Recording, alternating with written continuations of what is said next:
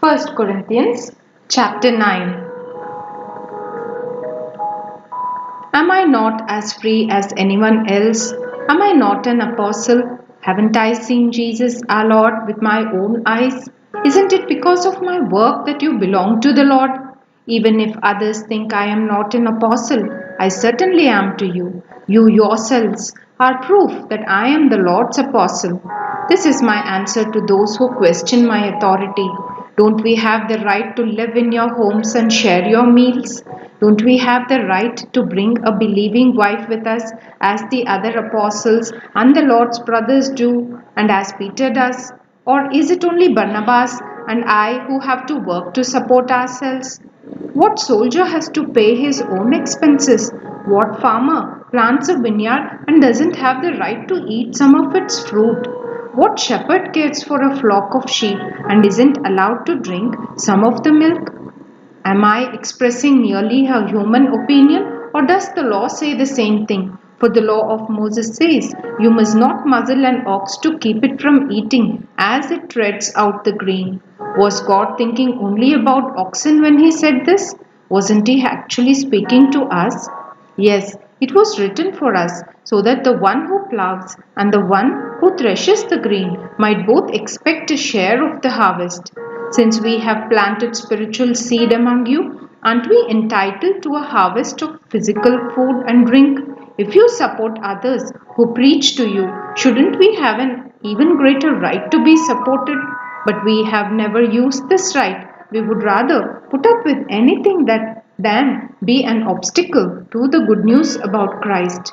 Don't you realize that those who work in the temple get their meals from the offerings brought to the temple, and those who serve at the altar get a share of the sacrificial offerings?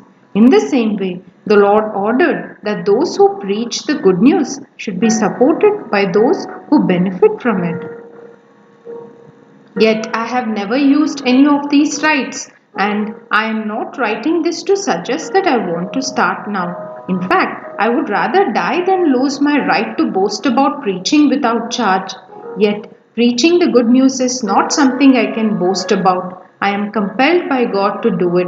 How terrible for me if I didn't preach the good news! If I were doing this on my own initiative, I would deserve payment. But I have no choice, for God has given me this sacred trust. What then is my pay?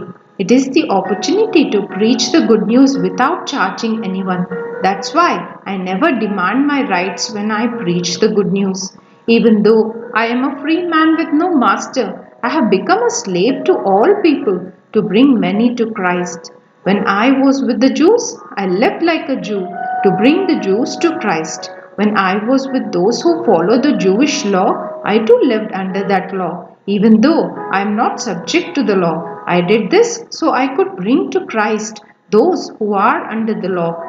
When I am with the Gentiles who do not follow the Jewish law, I too live apart from that law so I can bring them to Christ.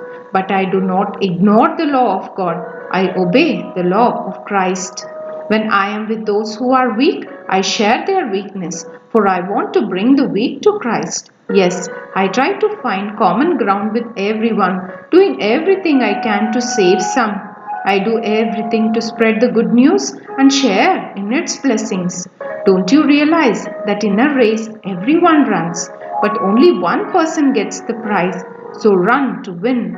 All athletes are disciplined in their training. They do it to win a prize that will fade away, but we do it for an eternal prize. So I run with purpose in every step. I am not just shadow boxing. I discipline my body like an athlete, training it to do what it should. Otherwise, I fear that after preaching to others, I myself might be disqualified.